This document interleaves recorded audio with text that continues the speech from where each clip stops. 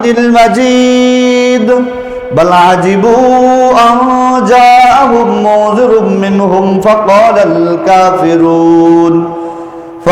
الكافرون هذا شيء عجيب أإذا متنا وكنا ترابا ذلك رجع بعيد قد علمنا ما تنقص الأرض منهم وعندنا كتاب حفيظ بل كذبوا بالحق لما جاءهم فهم في أمر مريج وقال الله تعالى شهر رمضان الذي أنزل فيه القرآن هدى للناس وبينات من الهدى وقال رسول الله صلى الله عليه وسلم من قام ليلة القدر إيمانا واحتسابا غفر له ما تقدم من ذنبه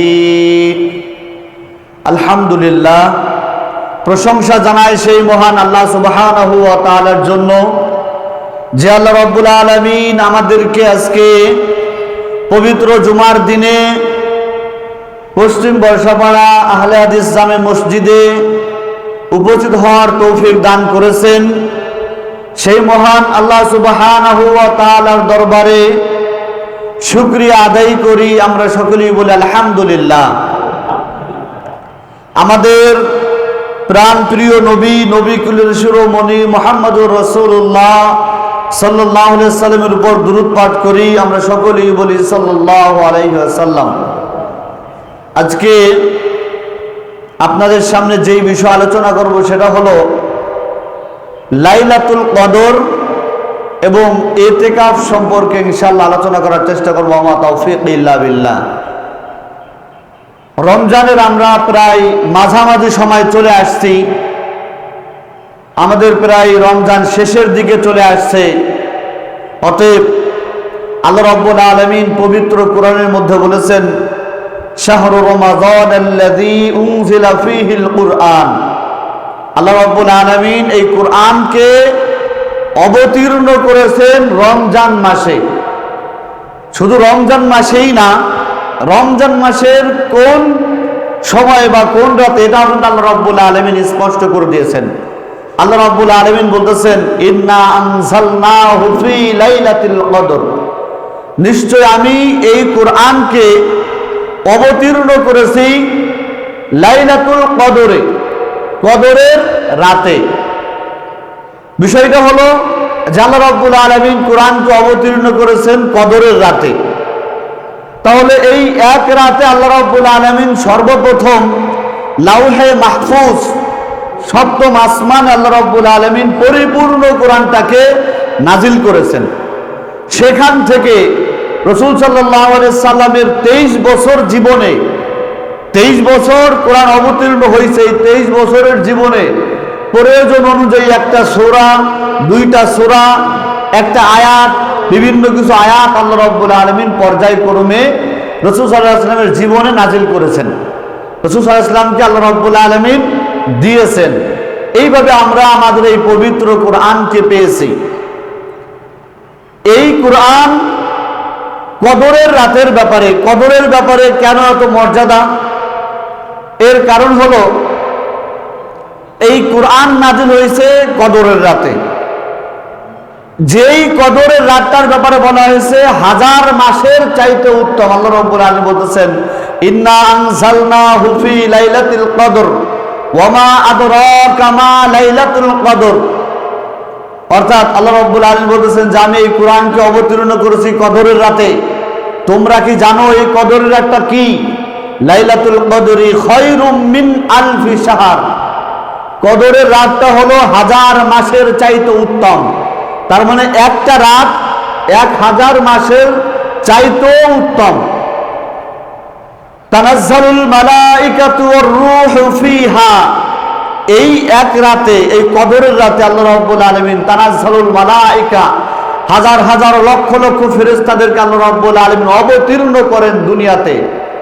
और रूह फीहा एमनकि जिब्राइल अलैहिस्सलाम তিনিও এই কদরের রাতে অবতীর্ণ করেন। ফিহা বিইজনি রাব্বিহিম মিন কুল্লি আমর, আল্লাহ রাব্বুল আলামিনের নির্দেশে, বিভিন্ন ধরনের নির্দেশ, বিভিন্ন ধরনের আল্লাহ রাব্বুল আলামিনের আদেশ নিষেধ, এগুলো নিয়ে দুনিয়াতে তারা অবতীর্ণ করেন। তানাজ্জালুল মালায়েকাতু রূহু ফিহা বিইজনি রাব্বিহিম মিন কুল্লি আমর সালামুন হিয়া হাত্তা মাতলাইল ফাজর। এমনকি এই কদরের রাতে ফজর উদিত হওয়ার আগ পর্যন্ত শুধুমাত্র শান্তি আর শান্তি বর্ষিত হয় আল্লাহ রাব্বুল আলামিনের পক্ষ থেকে। অতএব কদরের রাতের ফজিলত হিসেবে আমরা বুঝতে পারি যে এটা হাজার মাসের চাইতে উত্তম। আর এই রাতে হাজার হাজার ফেরেশতারা দুনিয়াতে অবতীর্ণ করেন। এমনকি এই রাতে আল্লাহ রাব্বুল আলামিন আমাদের জন্য শান্তি বর্ষণ করেন, দিয়ে থাকেন। এই রাতে আমাদের জন্য আল্লাহ রাব্বুল আলামিন ভাগ্য নির্ধারণ করেন, ভাগ্য দিয়ে থাকেন। সারা বছর আমরা কে কি রিজিক খাবো, কে কতটুকু পর্যন্ত আমরা জামা কাপড় পরতে পারবো, কি আমাদের রিজিকে আছে, এই একটা রাতেই আল্লাহ রাব্বুল আলামিন দিয়ে থাকেন। অতএব বোঝা যায় যে কদরের রাত অত্যন্ত গুরুত্বপূর্ণ একটি রাত। তবে এই রাতটা কোন রাত হবে, এই রাতটা কোন রাত হবে সেই ব্যাপারে রাসূল সাল্লাল্লাহু আলাইহি ওয়াসাল্লাম নির্ধারণ করে দিয়েছেন যে রমজান মাসের কোন রাত। এই রাতটা রমজান মাসেরই শেষ 10 দিনের মধ্যে আল্লাহ রাব্বুল আলামিন বলতেছেন, রাসূল সাল্লাল্লাহু আলাইহি ওয়াসাল্লাম বলতেছেন তাহাররুল লাইলাতুল কদরি, অর্থাৎ তোমরা কদরের রাতকে তালাশ করো ফি আশরিল আওয়াখিরি মিনার রমাজান, রমজান মাসের শেষ 10 দিনে। রমজান মাসের শেষ 10 দিনে আমাদের এই কদরের রাতটাকে খুঁজতে হবে, তালাশ করতে হবে। এরপর অন্য একটা হাদিসের মধ্যে রাসূল সাল্লাল্লাহু আলাইহি ওয়াসাল্লাম বলতেছেন তাহারুল লাইলাতুল কদরি ফিল আশরিল আওয়াখির রমাজানি ফিল ভিতরি, অর্থাৎ রমজান মাসের শেষ 10 দিনের বেজরের যে 5টা রাত আছে, এই বেজরের রাত আমাদের খুঁজতে বলেছেন, যেন এই রাতগুলোর মধ্যে থেকে আমরা আমাদের কদরের রাতটা পেয়ে যাব। এজন্য কদরের রাতের ব্যাপারে বিভিন্ন কিছু হাদিস রয়েছে। রাসূল সাল্লাল্লাহু আলাইহি ওয়াসাল্লাম বলতেছেন, সাহাবায়ে কিরাম বলতেছেন যে কোনো এক রাতে রাসূল সাল্লাল্লাহু আলাইহি ওয়াসাল্লাম সালাত আদায় করতেছেন, অর্থাৎ 27 রাতে আল্লাহ রাসূল সাল্লাল্লাহু আলাইহি ওয়াসাল্লাম বলতেছেন যে এটা হলো কদরের রাত। কোনো কোনো হাদিস দ্বারা পাওয়া যায় যে 25 রাতে আল্লাহ রাসূল সাল্লাল্লাহু আলাইহি ওয়াসাল্লাম জীবিত অবস্থায় কদরের রাত পেয়েছেন। এজন্য কদরের রাত হওয়ার ব্যাপারে নির্দিষ্ট কোন রাত এটা সাধারণত কোনো উলামায়ে কেরাম বলতে পারবেন না। তবে বেজর 5 রাত, রমজান মাসের শেষের 10 দিনের বেজর 5 রাত, এই 5 রাতের কোনো এক রাত হতে পারে। এজন্য কেউ কেউ বলেছেন যে 27 রাত হতে পারে, 25 রাত হতে পারে, 21 রাত হতে পারে, 23 রাত হতে পারে, 29 রাত হতে পারে। এজন্য আমাদের বেশি করে ইবাদত করা দরকার। তাহলে এখানে একটা প্রশ্ন, সেটা হলো যে আল্লাহ রাব্বুল আলামিন কেন আমাদের জন্য নির্ধারণ করে দিলেন না? যদি একটা রাত আমাদের জন্য নির্ধারণ করে দিতেন যে 27 রাতই কদরের রাত, 25 রাতই কদরের রাত, 21 রাতই কদরের রাত, তাহলে আমরা ওই একটা রাত সারা রাত ইবাদত করতে পারতাম, সারা রাত বন্দেগীতে মশগুল থাকতে পারতাম, সারা দিন আমরা ভালো ভালো কাজ করতে পারতাম, কারণ বুঝতে পারতাম এটা হলো কদরের রাত। কেন আল্লাহ রাব্বুল আলামিন বলেন নাই? এর একটা কারণ হলো আমরা যাতে অলসতা আমাদের মাঝে না চলে আসে। একটা রাত যদি হয়, আমরা সবাই একটা রাতে ইবাদত করলাম নির্দিষ্ট, যদি আমাদের একটা রাত নির্দিষ্ট না হয়, দেখা যায় যে 5টা রাতের কথা আল্লাহ রাসূল সাল্লাল্লাহু আলাইহি ওয়াসাল্লাম বলছেন। এখন 5টা রাত আমাদের জন্য একটু লম্বা, আমাদের পর পর 5 বার আমাদের 5 দিন ইবাদত করতে হবে। এখন এই 5টা রাত ইবাদত করতে গিয়ে রাসূল সাল্লাল্লাহু আলাইহি ওয়াসাল্লাম বলতেছেন যে আমরা আমাদের ইবাদতের মধ্যে অলসতা চলে আসে কিনা, অথবা আমরা ইবাদত পরিপূর্ণ করি কিনা, এটা বোঝার জন্য আল্লাহ রাব্বুল আলামিন নির্ধারণ করে দেন নাই যেন আমরা বেশি বেশি করে ইবাদত করতে পারি, বেশি বেশি করে আল্লাহ রাব্বুল আলামিনের সালাত আদায় করতে পারি। বিষয়টা খেয়াল করেন, সেটা হলো যদি আমরা এক কদরের রাতে ইবাদত করি, কদরের সব তো আমরা পাবোই, 1000 মাসের চাইতে উত্তম হবে। কিন্তু অন্য অন্য রাতগুলোতে যদিও আমরা ইবাদত করতে থাকি, আমাদের 5 রাতের 4 রাত আমাদের জন্য কদরের রাত হইল না, সেই 4 রাতে কিন্তু আমাদের ইবাদত বেশি হইল। আবার কদরের রাতে ইবাদত করার কারণে এই রাতেও আমাদের ইবাদতটা বেশি হইল। এই জন্য আল্লাহ রাব্বুল আলামিন আমাদের জন্য নির্ধারণ করে দেন নাই কদরের রাতকে। অতএব আমরা চেষ্টা করবো ইনশাআল্লাহ কদরের রাত বেশি বেশি করে খোঁজার এবং বেশি বেশি করে ইবাদত করার। কদরের রাতের কিছু নির্দিষ্ট আলামত রয়েছে, যে আলামতগুলো দ্বারা জানা যায় যে এই রাতটি হলো কদরের রাত। সেই রাতের ব্যাপারে সুসম বলতেছেন যে কদরের রাত গাঢ় অন্ধকার হবে না, কিছু আলোক রশ্মি দ্বারা রাতটা কিছু সূর্য উদয়, মানে রাতে যেমন চন্দ্র উঠলে চাঁদ উঠলে যেমন আলোকিত হয়, অনুরূপ ভাবে ওই কদরের রাতটাও আলোকিত রাত হবে, গাঢ় অন্ধকার হবে না কদরের রাতে। এবং দিনে আল্লাহ রাব্বুল আলামিন নাতিশীতোষ্ণ রাখবেন, অধিক শীতও হবে না, আবার অধিক গরমও আমাদের জন্য হবে না। এমন অবস্থা হবে যে ইবাদতকারীরা যেন ইবাদত করে মজা পায়, এমন একটা রাত হবে। এই রাতে ব্যাপারে আল্লাহ রাব্বুল আলামিন বলতেছেন যে কোনো ইমানদার ব্যক্তি, মুমিন ব্যক্তিকে আল্লাহ রাব্বুল আলামিন স্বপ্নের মাধ্যমে দেখাইতে পারেন যে এটাই হলো কদরের রাত। আর এই রাতে হালকা বৃষ্টিও হতে পারে, হালকা করে বৃষ্টিও হতে পারে, এটা হলো কদরের রাতের একটা আলামত। এজন্য কদরের রাত আমরা চেষ্টা করব এই সমস্ত আলামতগুলো সহ। আরেকটা হলো যে ওই দিন সূর্য খুব সুন্দরভাবে সূর্য উদয় হবে, আর আলোক রশ্মির দ্বারা মানে কষ্টদায়কভাবে ওই দিন সূর্য হবে না, আরামদায়কভাবে সূর্য উদয় হবে। মোটামুটি এটা হলো কদরের ব্যাপারে কিছু আলামত যেটা রাসূল সাল্লাল্লাহু আলাইহি ওয়াসাল্লাম বলে দিয়েছেন। এজন্য আমরা চেষ্টা করবো ইনশাআল্লাহ কদরের রাত কোন রাত হবে এটা আমরা কেউই জানি না। এজন্য আমরা চেষ্টা করবো সামনে যে 10 দিন আসতেছে, এই 10 দিনের বেজোর কয়দিন অন্তত পক্ষে আমরা বেশি বেশি করে ইবাদত করার চেষ্টা করব।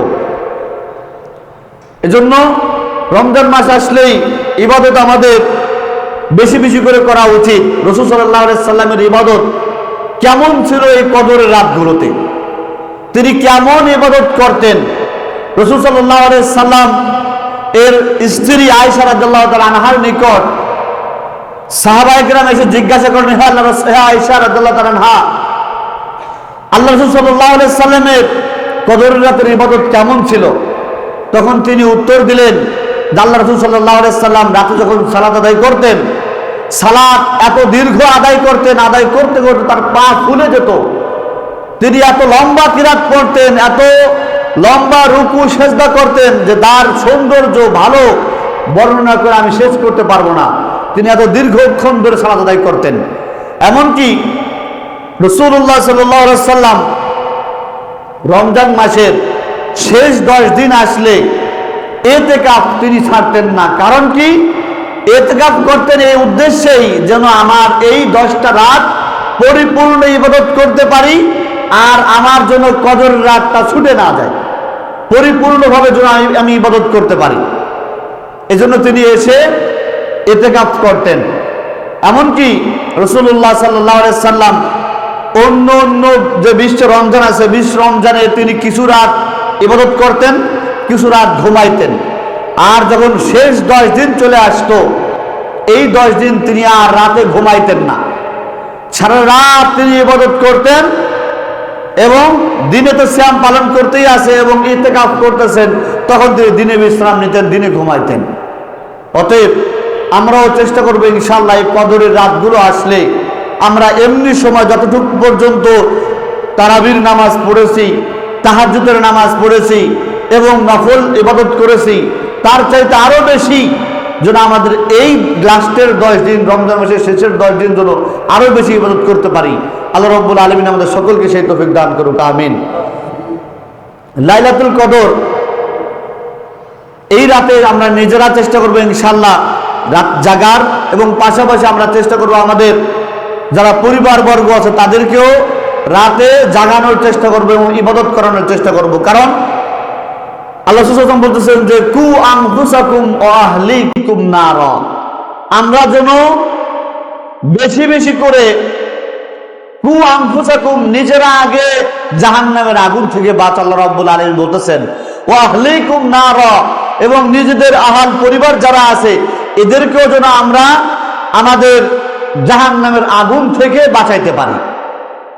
এজন্য আমরা যেটা ভালো কাজ যেটা ইবাদতের বিষয় নিজেরা করব, ইবাদতটা যেন আমার স্ত্রী সন্তান সন্ততি যারা আছে এরাও করতে পারে, এদিকে আমাদের খেয়াল করা উচিত, এদিকে আমাদের তাদেরকে বলা উচিত এবং জানানো উচিত। কারণ বিষয়টা হলো এমন যে আপনি যখন চিন্তা করবেন যে এই কাজটা করলে আমি 500 টাকা পাবো অথবা একটা জিনিস আমি পাবো, তখন এই কাজটা আপনি আপনার বন্ধু বান্ধব সহ আপনার যারা ভাবাপন্ন আছে, ভালো লোক আছে, তাদেরকে আপনি করানোর চেষ্টা করেন যে তুমি এই কাজটা করো, এখানে আবেদন করো, তাহলে কিছু টাকা পাবা।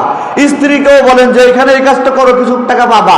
মানে আমরা সবাইকে বলানোর চেষ্টা করি, করানোর চেষ্টা করি। ইবাদতের বিষয় আমাদের এমন হওয়া উচিত যে আমার কাছে এই ইবাদতটা ভালো লাগছে, এই ইবাদতটা আমি করতেছি, আমি জানি যে ইবাদতটার সব অনেক বেশি। এই ইবাদতটা যেন আমি আমার স্ত্রীকেও বলতে পারি যে তুমিও এই রাতে ইবাদত করো, সন্তানদেরকেও বলতে পারি তোমরাও ওঠো ইবাদতটা করো, এমনকি সবাইকে যেন আমরা বলতে পারি। এজন্যই সালাতের ব্যাপারে, সিয়ামের ব্যাপারে, দানের ব্যাপারে আল্লাহ রাসূল সাল্লাল্লাহু আলাইহি সাল্লাম পিতাকে বেশি বেশি করে নির্দেশ দিয়েছে তাদের সন্তানদেরকে, পিতারা যেন তাদের সন্তানদেরকে সালাতের নির্দেশ দেয়। বয়স যখন সন্তানের 7 বছর হয়ে যায়, 10 বছর হয়ে গেলে সালাত আদায় না করলে তাদেরকে জন্য প্রহার করে। সিয়ামের ব্যাপারে এরকম নির্দেশ দেওয়া হয়েছে, 7 বছর বয়স থেকে পর্যায়ক্রমে 1টা 2টা 3টা করে সিয়াম রেখে রেখে বাচ্চাদেরকে জন্য অভ্যাস করানো হয়। 10 বছর হয়ে গেলে পরিপূর্ণ রাখানোর চেষ্টা করতে হবে। যখন বালেগ হয়ে যাবে তখন যেন সে পরিপূর্ণ সিয়াম পূর্ণ করে, আর যেন সিয়াম না ছাড়ে। সামনে আসতেছে আমাদের ফিতরা, ফিতরা আদায় করতে হবে। আমরা ইতিপূর্বে আপনাদেরকে বলেছি যে ফিতরার ব্যাপারে ইনশাআল্লাহ আমরা আলোচনা করব সামনের জুমাতে। ফিতরা আমরা আদায় করব কোন সময়? একেবারে রমজানের শেষ দিকে গিয়ে, 28, 29, 30-এ গিয়ে আমরা ফিতরা আদায় করব। এর আগে যদি আমরা আদায় করি আমাদের কিন্তু ফিতরা আদায় হবে না। কারণ কি? এই ফিতরাটা হলো রমজানের ভুল ত্রুটি হয়ে গেলে এটার একটা কাফারা। তা আমি যদি আগেই আদায় করে দিয়ে দেই, আমার তো রমজান এখন বাকি রয়ে গেল, এগুলোর কাফারা কি দিয়ে হবে? আর তাছাড়া আরেকটা বিষয় হলো ইবাদত। ইবাদতটা হলো রসুলের পদ্ধতি, রসুলের নিয়ম।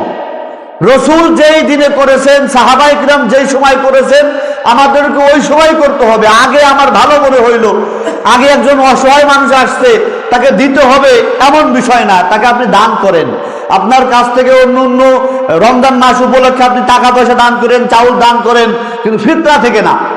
ফিতরা আদায় করবো কোন সময়? আমরা একেবারেই রমজানের শেষে গিয়ে 2-1 দিন আগে দিতে সুবিধার্থে, 2-1 দিন আগে, অথবা ঈদের চাঁদ উঠার পরে, একেবারে ঈদের নামাজে যাওয়ার আগে, ঈদের নামাজে যাওয়ার আগে কাজ শেষ করতে হবে, পরিপূর্ণ ফিতরা আদায় করে ঈদগাহে যেতে হবে। আবার অনেকে এমন আছে ফিতরা দিতে দিতে ফিতরা থেকে যায়, ফিতরা দেওয়া হয় না, কাকে দেবে খুঁজে পায় না, ঈদগাহে গিয়ে আদায় করে। এটা কিন্তু করা যাবে না। ঈদগাহে যাওয়ার আগে ফিতরা আদায় করা শেষ করতে হবে। ইনশাআল্লাহ ফিতরার ব্যাপারে পরিপূর্ণ আলোচনা করবো আগামী জুমাতে ইনশাআল্লাহ। বিশেষ করে এই 10 দিন উপলক্ষে আমরা, কদরের 10 দিন উপলক্ষে আমরা বেশি বেশি করে আল্লাহ রাব্বুল আলামিনের নিকট দোয়া করব। আল্লাহ রাসূল সাল্লাল্লাহু আলাইহি ওয়াসাল্লামের স্ত্রী তিনি জিজ্ঞাসা করেন, হে আল্লাহ রাসূল, আমরা এই 10 দিন উপলক্ষ করে, এই কদরের 10 দিন আমরা কি দোয়া বেশি বেশি করে পড়তে পারি? রাসূল সাল্লাল্লাহু আলাইহি ওয়াসাল্লাম বললেন যে আমরা সবচেয়ে বেশি এই দোয়াটা পড়তে পারি, আল্লাহুম্মা ইন্নাকা আফুবুন কারীম তুহিব্বুল আফওয়া ফাআফু আন্নী। আল্লাহুম্মা ইন্নাকা আফুবুন তুহিব্বুল আফওয়া ফাআফু আন্নী। অর্থ হলো, হে আল্লাহ রাব্বুল আলামিন, তুমি আমার গুনাহকে ক্ষমা করো, তুমি গুনাহকে ক্ষমা করতে পছন্দ করো, অতএব তুমি আমার গুনাহকে ক্ষমা করো। এই দোয়াটা আমরা বেশি বেশি করে পড়ার চেষ্টা করবো ইনশাআল্লাহ। এটা হলো কদরের রাত। এজন্য আমরা চেষ্টা করব এই কদরের রাতকে পাওয়ার জন্য। আরেকটা মাধ্যম হলো, সেটা হলো ইতিকাফ। কদরের রাতকে পাওয়ার জন্য আরেকটা মাধ্যম, সেটা হলো ইতিকাফ। ইতিকাফ করতে হবে কোথায়? ইতিকাফ করতে হবে কোন শ্রেণীর মানুষের? এই বিষয়ে ইনশাআল্লাহ আলোচনা করার চেষ্টা করব। ইতিকাফ বলা হয় কাকে? দুনিয়াবি সকল কাজকর্ম থেকে বিরত হয়ে মসজিদে এসে অবস্থান করা, নির্দিষ্ট সময়ের জন্য অবস্থান করার নামই হলো ইতিকাফ। মসজিদে এসে অবস্থান করার নামই হলো ইতিকাফ। ইতিকাফের উদ্দেশ্যটা কি? ইতিকাফ করার উদ্দেশ্যটাই হলো যে আমি যেন বেশি বেশি করে ইবাদত করতে পারি, এবং বাড়িতে থাকলে স্ত্রী সন্তান বিভিন্ন কাজ কর্মের ব্যস্ত, বাজারে যেই যাইতে হবে, বিভিন্ন সদাইপাতি করতে হবে, অনেক ঝামেলা থাকবে, সমস্ত ঝামেলা থেকে মুক্ত হয়ে একমাত্র আল্লাহর উদ্দেশ্যে নির্দিষ্ট কিছু সময়, কিছু দিন এখানে আল্লাহর জন্য ইবাদত করতে পারবো, এটাই হলো ইতিকাফের একটা উদ্দেশ্য। অতএব আমরা চেষ্টা করব ইনশাআল্লাহ এই উদ্দেশ্যকে সামনে রেখেই ইতিকাফ করার চেষ্টা করব। ইতিকাফ করার জন্য কিছু শর্ত রয়েছে। কোন শ্রেণীর মানুষ ইতিকাফ করতে পারবে আর কোন শ্রেণীর মানুষেরা ইতিকাফ করতে পারবে না, তার মধ্যে এক নাম্বার হলো মুসলমান হতে হবে। ইতিকাফ করতে হলে মুসলমান হতে হবে, জ্ঞানবান ব্যক্তি হতে হবে। আমরা হয়তো আপনারাও অনেক জায়গায় দেখছেন যে ছোট ছোট নাবালিগ বাচ্চাদেরকে দিয়ে ইতিকাফ করায়, অথচ এদের বোঝারই ক্ষমতা নাই যে ইতিকাফ কি জিনিস। এই যে যেমন আমি একটা উদ্দেশ্য বললাম ইতিকাফের, যে সব ধরনের দুনিয়াবি কাজ বাদ, আপনার সন্তান সন্ততি অন্য কাউকে সব দায়িত্ব দিয়েছেন 10 দিনের জন্য, এই 10 দিন বাজার সদাই খাওয়া দাওয়া টাকা পয়সা যা কিছু লাগবে সব তুমি ব্যয় করবে, তুমি খরচ করবে, সন্তানকে দায়িত্ব দিয়েছেন, সে সব কিছুর ব্যবস্থা করবে। আপনি একমাত্র আল্লাহর জন্য 10টা দিন ব্যয় করবেন এখানে এসে, যে এই 10 দিন আমার কোনো ঝামেলা যেন আমার কাছে না আসে, শুধুমাত্র আমি আল্লাহর ইবাদত করব, শুধুমাত্র আমি আল্লাহর জন্য এই 10টা দিন আমি এখানে ব্যয় করব। এই চিন্তা নিয়ে আপনার আসতে হবে মসজিদে। এবং ছোট একজন নাবালিগ বাচ্চা, ও তো বুঝবেই না যে ইতিকাফ কি, আর এখানে গিয়ে আমার কি করতে হবে, ঘুমাইতে হবে না খাইতে হবে গিয়ে, নাকি আমার কুরআন তেলাওয়াত করতে হবে, বুঝবে না। এজন্য জ্ঞানবান হতে হবে, বড় ধরনের নাপাকি থেকে মুক্ত থাকতে হবে। যদি কোনো সময় বড় ধরনের নাপাকি হয়ে যায়, গোসল করে নিতে হবে তাৎক্ষণিক, অর্থাৎ ফরজ গোসল করে নিতে হবে। আর ইতিকাফটা মসজিদেই করতে হবে। আর যারা নাবালেগ, যারা মুশরিক, যারা জ্ঞানবান না, যারা এখনো বোঝে না যে নাপাক কি জিনিস আর পাক কি জিনিস, এদের জন্য ইতিকাফ না। আরেকটা বিষয় হলো যে আমাদের কিছু মহিলারা আছে যারা বাড়িতে ইতিকাফ করে, তারা মনে করে যে মসজিদে ব্যবস্থা নাই, তাই আমরা বাড়িতে ইতিকাফ করেই বেশি বেশি ইবাদত করতে পারবো। কিন্তু ইতিকাফ কিন্তু এটা হবে না, কারণ ইতিকাফের জন্য শর্তই হলো 2টা। একটা হলো নিয়ত করতে হবে আপনার, আর একটা মসজিদে অবস্থান করতে হবে। এখন আমাদের মসজিদে ব্যবস্থা নাই, অতএব আমাদের মসজিদে ইতিকাফ করারও প্রয়োজন নাই। যেই মসজিদে ব্যবস্থা আছে, কিছু কিছু মসজিদে পুরুষদের জন্য যেমন বাথরুম থাকতেছে, অজুখানা থাকতেছে, থাকার ব্যবস্থা আছে, এরকম 4 তলা 5 তলা 10 তলা মসজিদ আছে। সেই সমস্ত মসজিদেও মহিলাদের জন্য সব ব্যবস্থা থাকে, সেখানে গার্ডের ব্যবস্থাও থাকে। সেখানে মনে করেন যে মহিলাদের অজুখানা, গোসলখানা এবং থাকার ব্যবস্থা, সব কিছুর ব্যবস্থা আছে, সেখানে তারা ইতিকাফ করবে। রাসূল সাল্লাল্লাহু আলাইহি সাল্লামের জামানায়ও রাসূল সাল্লাল্লাহু আলাইহি সাল্লাম নিজে ইতিকাফ করেছেন, তার স্ত্রীরাও তার পাশে এসে ইতিকাফ করত, মসজিদে এসে ইতিকাফ করত, আলাদা ব্যবস্থা রাখতো তাদের জন্য, আলাদা ঘেরাও করে রাখতেন।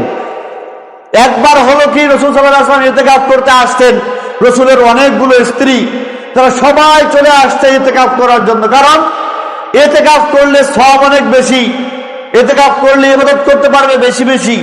সবাই চলে এসে জায়গা দেওয়া শুরু করছে, আমি এখানে ইতিকাফ করব, ইতিকাফের স্থান বাঁধা শুরু করছে, ইতিকাফের জায়গা বাঁধা শুরু করছে। রাসূল সাল্লাল্লাহু আলাইহি ওয়াসাল্লাম দেখলেন যে সব স্ত্রীরা যদি আইসে ইতিকাফ করা শুরু করে, অন্য অন্য মুসল্লিরা আর জায়গা পাবে না। রাসূল সাল্লাল্লাহু আলাইহি ওয়াসাল্লাম ওইবার ইতিকাফ করা ছেড়ে দিলেন, যে না, আমি আর এবার ইতিকাফ করব না। তখন মহিলারাও ইতিকাফ করা ছেড়ে দিলেন, যে তাহলে আমরাও ইতিকাফ করব না, মানে তাদেরকে নিষেধ করলেন।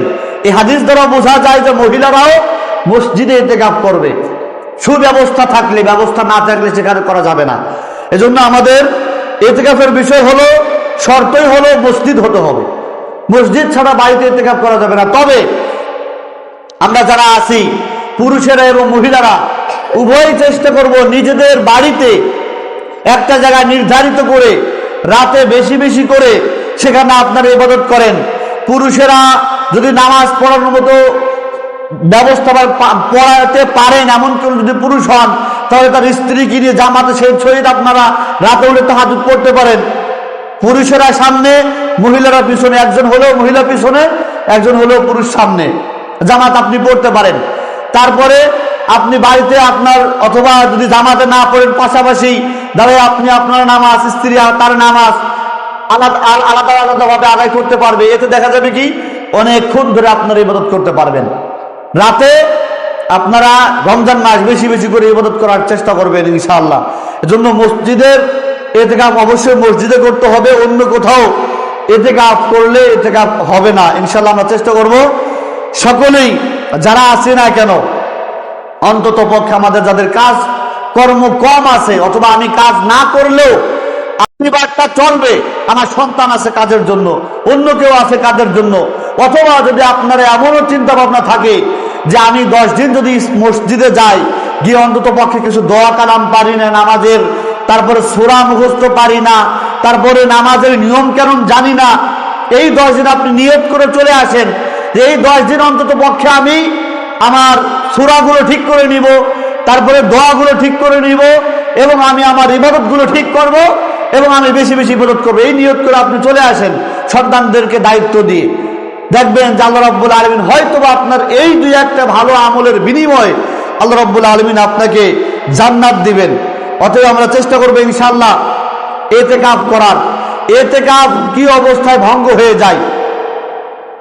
বিশেষ প্রয়োজন ছাড়া মসজিদ থেকে বের হওয়া যাবে না।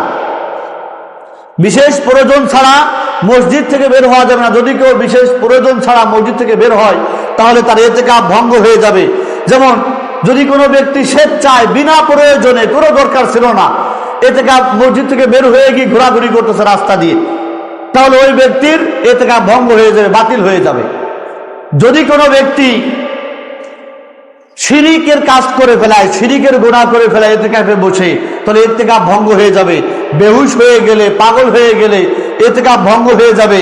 মহিলাদের যদি ইতিকাফ করে তাহলে তাদের মাসিক অথবা এরকম ধরনের সমস্যা হলে তাদের ইতিকাফ ভঙ্গ হয়ে যাবে।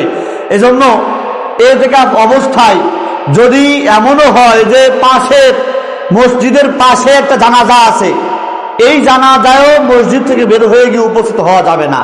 হ্যাঁ, তবে যদি এমন হয় মসজিদের এরিয়ার মধ্যে জানাজা আসছে, সেইখানে উপস্থিত হওয়া যাবে।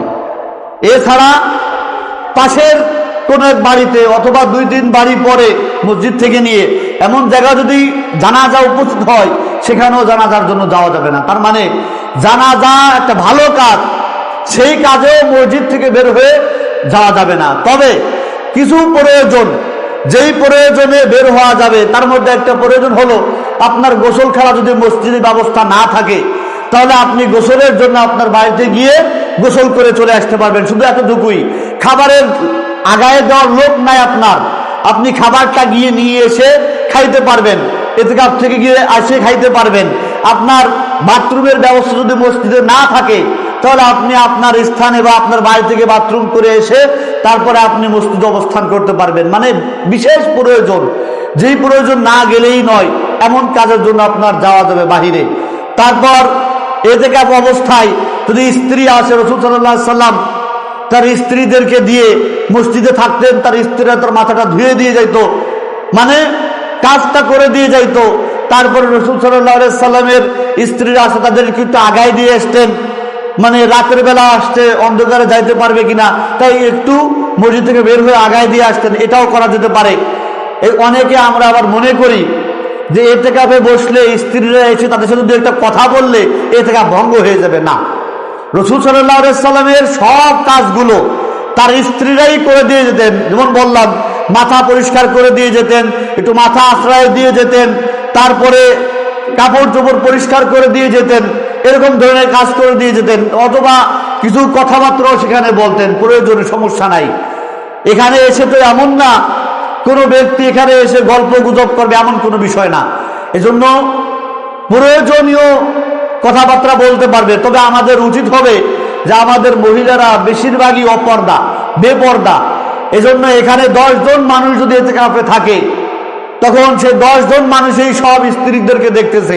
যেই আসি না কেন আমরা পর্দা সহিত আসার চেষ্টা করব, এবং সর্ব অবস্থায় আমাদের এটা উচিত হবে পর্দা সহকারে থাকা। আমরা বিশেষ করে আমরা খেয়াল করি মসজিদে যখন কোনো মানুষ নামাজে আসে, এই ব্যক্তি পর্দা করলো কিনা, এই ব্যক্তি জোরে কথা বললো কিনা, এই ব্যক্তি হাউকাউ করলো কিনা। অথচ এই ব্যক্তি, এই মহিলা যখন রাস্তা দিয়ে হাঁটতেছে, তখন আমরা জীবনও বলি না যে আপনি একটু পর্দা করেন, অথবা পর্দা করে তারপরে রাস্তা দিয়ে হাঁটেন, অথচ কিন্তু সে আপনাকে সম্মান করে। আপনি বললেই কিন্তু আপনার কথা শুনতো, কিন্তু আমরা এই ভালো নির্দেশটা কখনো কিন্তু তাকে দেই না। অনুরূপভাবে মহিলাদের যখন মসজিদে আসতেছে, তখন আমরা কিন্তু তাদের ব্যাপারে বলতেছি। এজন্য আমরা চেষ্টা করবো সর্ব অবস্থায়, একজন মানুষ যখন মারা যায়, তখন আমরা কিন্তু পরিপূর্ণ ইসলামটা তার ব্যাপারে খেয়াল করি। পরিপূর্ণ ইসলামটা খেয়াল করি কি যে একজন মহিলা মানুষ মারা গেছে, এই মহিলাকে যারা পরপুরুষ আছে, পরপুরুষ বলতে যাদের দেখা বৈধ নয়, তারা কেউ দেখতে পারবে না, আমরা পরিপূর্ণ বলে দেই। অথচ ওই মহিলা জীবনও পর্দা করে নাই, এলাকার সবাই দেখতে সারা জীবন, তার চাচতো ভাই, তার ফুফাতো ভাই, মামাতো ভাই সবাই দেখছে, বিধায় তারা আজকে মরার পরও একটু দেখতে চায়, যা হারে আমার চাচাতো বোন মারা গেছে, ফুফাতো বোন মারা গেছে, একটু দেখি এক নজর। মানে কি, ওই আগের দেখা অভ্যাস, তাই তারা দেখতেছে। বিষয়টা কিন্তু এইটাই যে আমরা যদি দুনিয়াতে জীবিত অবস্থায় পর্দা করতাম, তাহলে কিন্তু মরার পরে বলার প্রয়োজন হতো না যে আমার ফুফাতো ভাই যে সে চিন্তা করতো আমি তো এমনিতে কোনদিন দেখি নাই, দেখা হারাম যাবে না, অথবা আজকেও আমি তাকে দেখবো না। আমাদের এটাই হলো সমস্যা যে আমরা পর্দার বিষয়টা বুঝি না। রমজান মাস, সবাই সিয়ামরত অবস্থায় আছেন, মহিলা পুরুষ সবাই। রাস্তা দিয়ে বের হবেন, 2-4জন মহিলাদেরকে আপনি দেখবেন, দেখলেই কিন্তু আপনার চোখের একটা গুনাহ হয়ে যাবে, দেখলেই আপনার একটা গুনাহ হয়ে যাবে। অতএব আপনি যতই চেষ্টা করেন না কেন ভালো থাকার অথবা সওয়াবের কাজ করার, আপনার কিন্তু পক্ষে সম্ভব হবে না যতদিন পর্যন্ত সমাজ ব্যবস্থা অথবা যতদিন পর্যন্ত প্রত্যেকটা মহিলারা এবং পুরুষেরা পর্দার ব্যবস্থা না করবে বা পর্দায় না থাকবে। এই গুনাহ আমাদের হতেই থাকবে। এজন্য আমার আহ্বান থাকবে আপনাদের প্রতি যে প্রত্যেকেই নিজের পরিবারকে পর্দায় রাখার ব্যবস্থা করব। আমরা যদি নিজের পরিবারকে পর্দা রাখতে পারি আমরা, তাহলে অন্যের কাউকে আর বলার প্রয়োজন হবে না। এজন্য আমরা চেষ্টা করবো ইনশাআল্লাহ সবাই আমরা পর্দায় থাকার। তাহলে আমাদের ইসলামী অবস্থায় হলে, যদি কোনো মহিলা যদি মনে করেন পর্দায় সবসময় চলতে থাকে, যখন নামাজে আসবে, জুমার নামাজ, ও তো পর্দা করেই আসবে, পর্দার সাথে জীবনও আসবে না। আর বিশেষ করে আরেকটা সমস্যা হলো, আগের যারা বিশেষ করে একটু মুরব্বী মহিলারা আছে, রাস্তাঘাট দিয়ে চলতে গেলেও তারা অন্তত পক্ষে ভালো করে কাপড় দিয়ে মাথায় একটু টান দিয়ে তারপরে রাস্তার এক পাশ দিয়ে নম্র ভদ্রতার সাথে যায়। কিন্তু যারা ইয়ং মহিলারা আছে, এরা এগুলো আর চিন্তা ভাবনা করে না। একজন মুরব্বী মানুষ, একজন পুরুষ, একজন মানুষ যাইতেছে, এটা আর তারা চিন্তা করে না। তারা চিন্তা করে কি, আমিও যাইতেছি, সেও যাইতেছে, তার সমস্যা কি? আবার সে একটুও পর্দা করে না এবং একটুও রাস্তার পাশ দিয়ে হাঁটে না। এদিকে আমাদের খেয়াল করা উচিত। যতদূর সম্ভব আমাদের পর্দা সহকারে, আমাদের নম্র ভদ্রতার সাথে চলাফেরা করা উচিত। আল্লাহ রাব্বুল আলামিন আমাদের সকলকে এই কাজগুলো করার এবং আমল করার তৌফিক দান করুক, আমিন। এর থেকে অবস্থায় কিছু কিছু কাজ যেগুলো করা বৈধ এবং করা যাবে, যেটা বললাম যে প্রয়োজনে আপনি নখ, চুল এগুলো কাটতে পারবেন, কাটাতে পারবেন, আপনার পরিষ্কার পরিচ্ছন্নতা আপনি হতে পারবেন, যেগুলো সুন্নাতে পরিষ্কার আছে সেগুলো আপনি হতে পারবেন। তারপর আপনার এই বের হয়ে গিয়ে, মসজিদ থেকে বের হয়ে গিয়ে গোসল করা এবং অন্যান্য পরিষ্কার পরিচ্ছন্নতা, নিজের কাপড় পরিষ্কার পরিচ্ছন্ন করা, এগুলো আপনি করতে পারবেন, যেগুলো আপনার জন্য একান্ত প্রয়োজন। এক কথায় এই কাজগুলো আপনি করতে পারবেন। এই জন্য আমরা চেষ্টা করবো ইনশাল্লাহ এতেকাফ অবস্থায় আমরা বেশি বেশি করে যেই কাজগুলো করতে পারি, সেই কাজগুলোর মধ্যে হলো যে আমরা বেশি বেশি করে চেষ্টা করব যারা কোরআন তেলাওয়াত করতে পারি, কোরআন তেলাওয়াত করার, রাত জেগে ইবাদত করার, রাতের জেগে ইবাদত করতে করতে কষ্ট হয়ে গেলে কিছুক্ষণ বসে তাসবিহ, তাহলিল, কোরআন তেলাওয়াত এবং অন্যান্য জিকির আজকার করার, সুবহানাল্লাহ, আলহামদুলিল্লাহ, আল্লাহু আকবার, সুবহানাল্লাহি ওয়া বিহামদিহি, সুবহানাল্লাহিল আযীম, যেই তাসবিহগুলো সহজ। তারপরে তাওবা, ইস্তেগফার পড়ার, তারপরে যেইগুলো আমরা যেমন দোয়াটা পড়লাম যে 10 দিনের জন্য আল্লাহুম্মা ইন্নাকা আফুউন তুহিব্বুল আফওয়া ফা'ফু আন্নী, এই দোয়াগুলো আমরা পড়ার চেষ্টা করব ইনশাআল্লাহ। অতএব এতেকাফ অবস্থা আমরা চেষ্টা করব ইনশাআল্লাহ বেশি বেশি করে দোয়া পড়ার। আর ইতিকাফ এর নির্ধারিত সময় এর ব্যাপারে কেউ কেউ বলেছেন যে সুন্নাত ইতিকাফ হলো সবচেয়ে, রাসূল সাল্লাল্লাহু আলাইহি সাল্লাম যতদিন জীবিত ছিলেন আর যতদিন পর্যন্ত তিনি এই রমজান মাস পেয়েছেন ততদিন পর্যন্ত তিনি তার 10 দিন ইতিকাফ কখনো ছাড়েন না, মানে রমজানের শেষ 10 দিন তিনি ইতিকাফ করছেন, কখনো ছাড়েন নাই। অথচ আমরা কিন্তু আমাদের জীবনের শেষ দিকে চলে আসছি, অনেকে শেষ দিকে চলে আসছি, অনেকের 20 বছর 30 বছর 40 বছর হয়ে গিয়েছে, আমরা এ পর্যন্ত 10টা দিন কোনো কেউ ইতিকাফ করতে পারে নাই, এমন অনেকেই আছে। আমাদের উচিত হবে যে অনেকে, যে কথাটা পূর্বেই বললাম যে তাবলিগে যায়, আমাদের উচিত হবে এই 10 দিন অন্তত পক্ষে এমন ভাবে নিয়ত করে আসার যে আমার নামাজ, সিয়াম, রোজা যা কিছু আছে সব বিষয়গুলো, ইবাদতের বিষয়গুলো আমি যদি এখান থেকে ক্লিয়ার হয়ে যেতে পারি, কিভাবে পড়তে হবে, কিভাবে আমার দোয়া পড়তে হবে সব জন্য আমি শিখে যেতে পারি, এমন নিয়ত করে আমার এর থেকে আসার চেষ্টা করব। 10 দিনের নিয়ত করে। এর থেকে 3 প্রকার, একটা হলো ওয়াজিব, একটা হলো সুন্নাত, আর একটা হলো মুস্তাহাব। ওয়াজিব হলো কোনটা, যেটা মানুষ মানত করে। যদি কেউ ইতিকাফের জন্য মানত করে যে আমি 1 দিন ইতিকাফ করবো, 2 দিন ইতিকাফ করবো, তাহলে তার 1 দিন অথবা 2 দিন ইতিকাফ করতেই হবে, এটা হলো তার মানতের ইতিকাফ। সুন্নাত ইতিকাফ হলো এই যে আমরা যেটা রমজান মাসের শেষ 10 দিন যেটা করতেছি বা করে থাকি বা করব, এই 10 দিন ইতিকাফ করা হলো সুন্নাত। অতএব আমরা চেষ্টা করবো ইনশাল্লাহ এই 10 দিন ইতিকাফ করার। আর প্রয়োজন অনুযায়ী যদি কেউ অন্য সময় ইতিকাফ করতে চায়, যে কোনো সময় সে ইতিকাফ করতে পারবে, এটা হলো তার জন্য মুস্তাহাব, ইতিকাফ করতে পারবে।